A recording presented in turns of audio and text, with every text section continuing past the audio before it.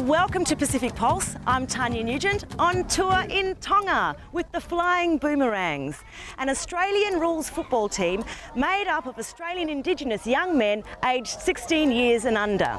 For the squad of 25, this is sure to be an unforgettable experience and one the Australian Football League hopes will be a life-changing one for these young men, both on and off the field.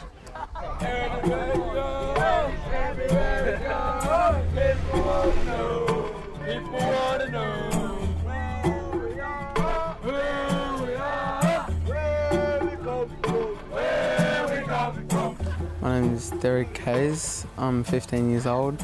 I come from Bairnsdale, Victoria, in Gippsland. My name is Leonard Blinds. I come from New South Wales, Wagga Wagga.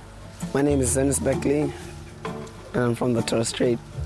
I'm Jay Kennedy Harris. I'm 15 years old and I'm from Endeavour Hills, Victoria.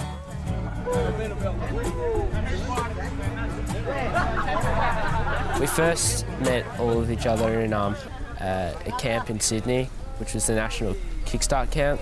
So it was the top 50 Indigenous footballers around the country.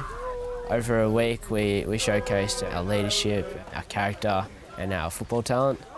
And then from there, they cut down the squad to 25, which made up the Flying Boomerangs. And here we are now in Tonga.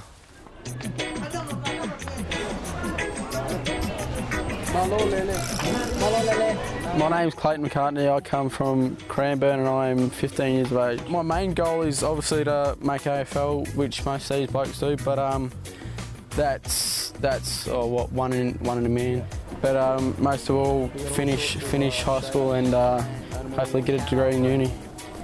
There does nothing look like it, so you should be able to get there.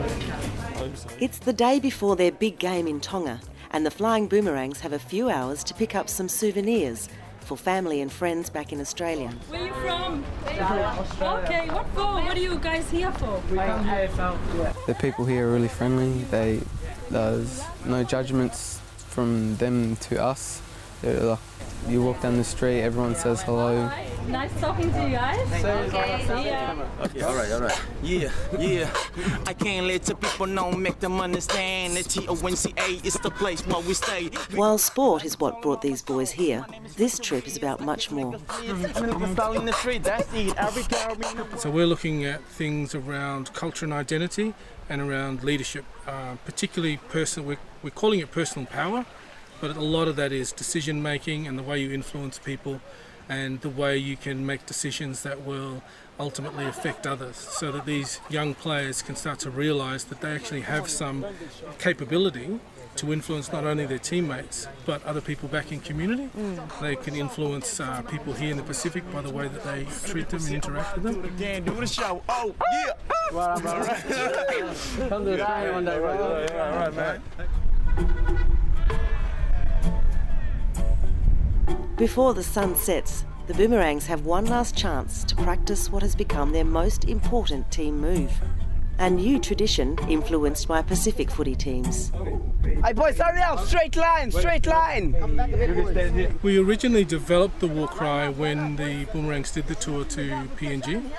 Knowing that the local boys would have their war cry, we said, okay, we need to develop a respectful way to respond to that. And as we see in this tournament, in this week, many of the teams have got a way in which they present, say, here we are for the contest. Are you ready? Yes! Are you ready? Yes!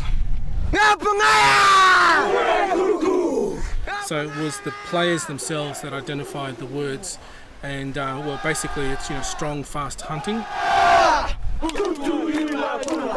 And for them, the layers of learning that go along with this is there's culture, but there's also the feeling of participating in a legacy that was formed by 15-year-olds before them.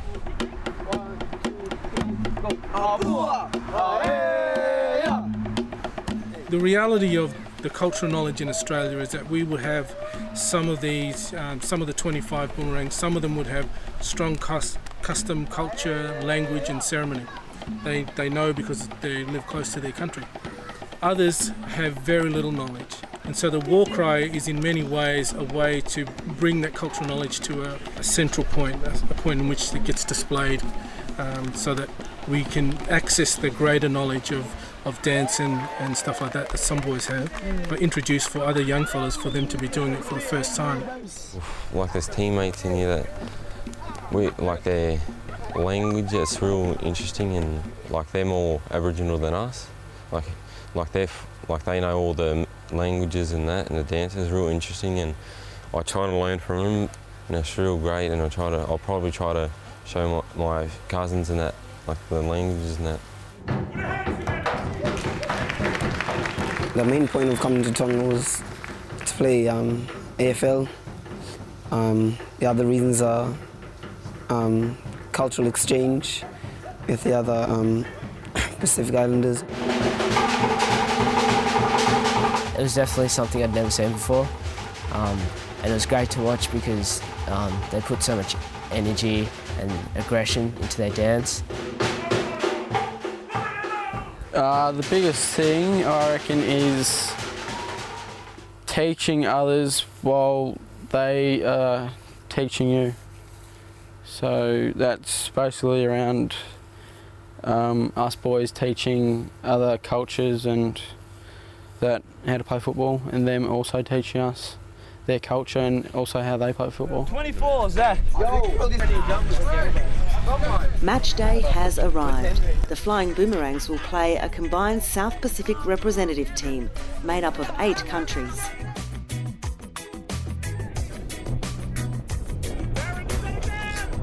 I'm not sure what the score was exactly, but we were down the whole game. And, at times we sort of found a bit of a spark and to come back, but we never quite got there. So overall, it was a bit disappointing having it been our own game and being beaten at it. But at the same time, when you have those sorts of losses, you learn a lot. Me personally, I learned that you got to make the most of every opportunity.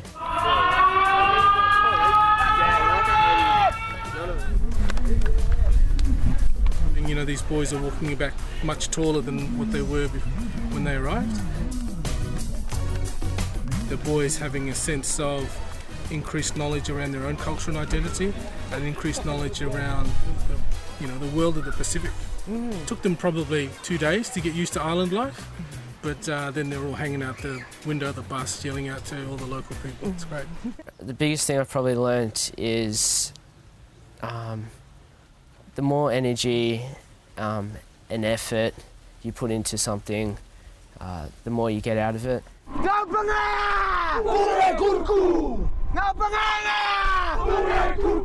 My favourite example is probably our war cry, which we do before a game to the opposition. And when we started learning it, it was very dull. No one put much energy into it, and it felt a bit stupid, really.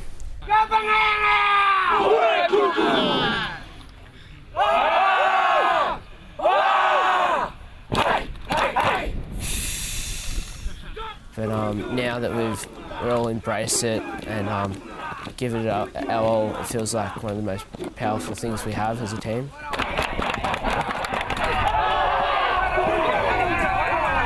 Yeah, that's probably a good lesson, that energy changes everything.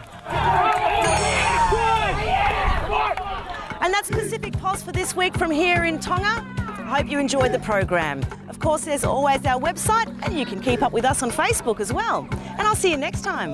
Bye for now.